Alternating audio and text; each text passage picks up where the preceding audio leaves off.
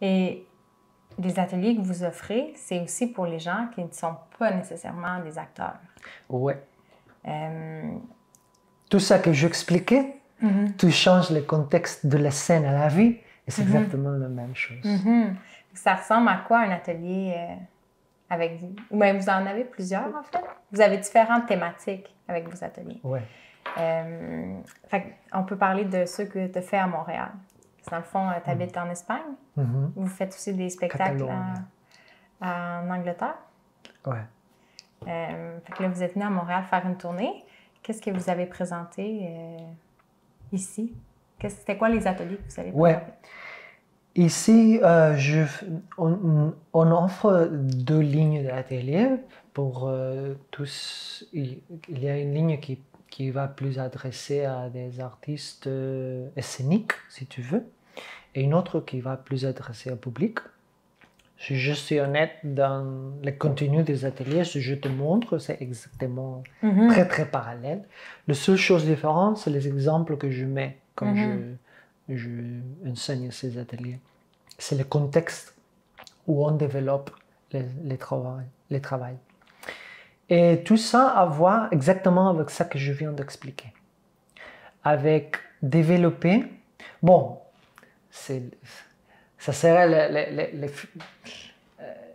les plus avancés. On ne commence pas avec ça vraiment. Ouais. Mais tout ça, les 2 lignes vont à développer une confiance dans le corps pour avoir la capacité de développer beaucoup d'énergie. Et cet état d'énergie, ça que je dis, comment expliquer avant, c'est le contexte qui te permet d'être très créatif dans ta vie. Et cette créativité est très importante. Aujourd'hui, on parle beaucoup de la créativité. La créativité, c'est très important, blablabla. Mais la créativité, c'est très important pour la qualité de vie de l'individu et de la personne.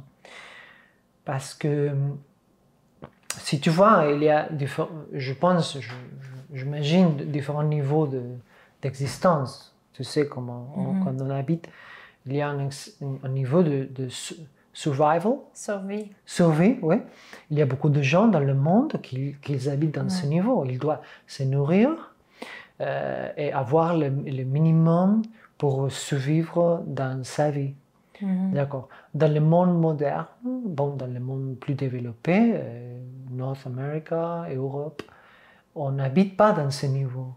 Tu sais, peut-être mes parents, oui, quand ils sont nés après la guerre, ils ont habité un peu dans ce niveau. Quand je parlais avec eux, nos valeurs sont très différentes. Pour moi, la survie est quelque chose de sûr. Donc, quand on a cette tâche assurée, on veut croire et on veut être créatif. C'est pour ça que maintenant, il y a tellement de gens, partout que je parle avec des gens, n'importe quel boulot ils ont, beaucoup de gens sont un peu déprimés. Déprimés et on ne sait pas que faire. Il y a tellement d'offres de tout type d'activités, de leisure, tout le monde va tout le temps à dîner hors de la maison, ou je sais pas, tout le monde fait du yoga, tout le monde fait des choses parce que déjà ils ont de nourriture, plus ou moins chacun une toile sur la tête pour dormir. Et maintenant, qu'est-ce qu'on fait avec la vie? Tu sais, on devient créatif. Il faut être créatif. C'est les prochaines tâches pour, si tu veux, se distract. Se distraire. Pour se distraire de la misérabilité de la vie qu'on habite. Tu sais, l'art, c'est la sortie, la prochaine sortie pour oublier la mort, si tu veux. Oui, quand on n'a pas pour manger, la mort est là. D'accord? Quand on a pour manger, la mort devient un peu plus loin. Mais si on a trop de temps pour penser, la mort arrive très tôt. Alors, il faut trouver des distractions. Et la prochaine distraction, c'est l'art. C'est la créativité.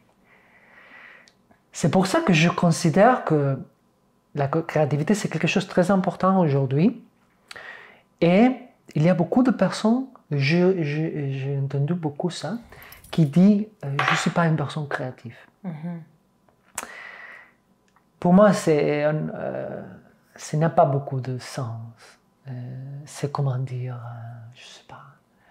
Je ne sais pas faire de la cuisine, ou je ne sais pas... C'est comme dire qu'être créatif, on va penser à faire des trucs comme du bricolage, du dessin. Tu sais, j'ai l'impression que quand les gens disent « je suis pas créatif », c'est qu'ils voient ça comme une vision très limitée. De son propre potentiel. De c'est quoi être créatif. Ouais. Tu sais, ça va être des trucs classiques, là, la peinture, des affaires comme ça. Ouais, c'est pour ça que j'introduis tous ces contextes de la créativité comme les derniers steps dans la vie d'une personne. Tu sais, il faut qu'on s'occupe dans quelque chose.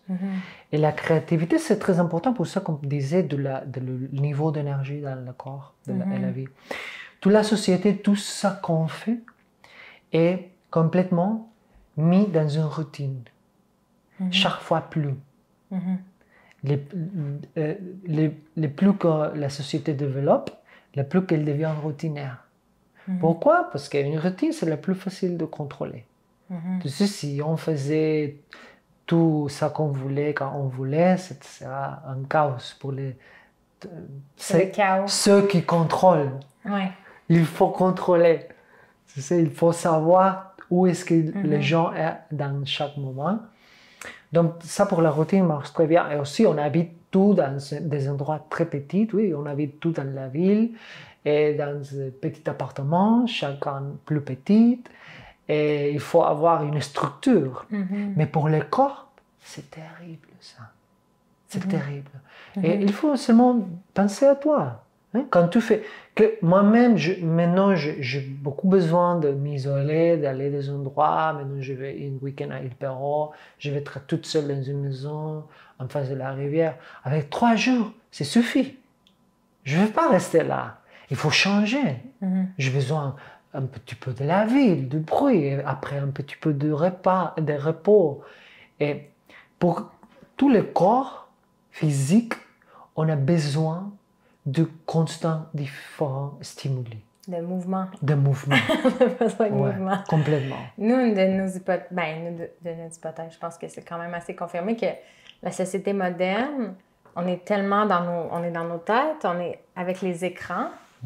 C'est une stimulation, une surstimulation constante qu'on n'avait jamais connue avant.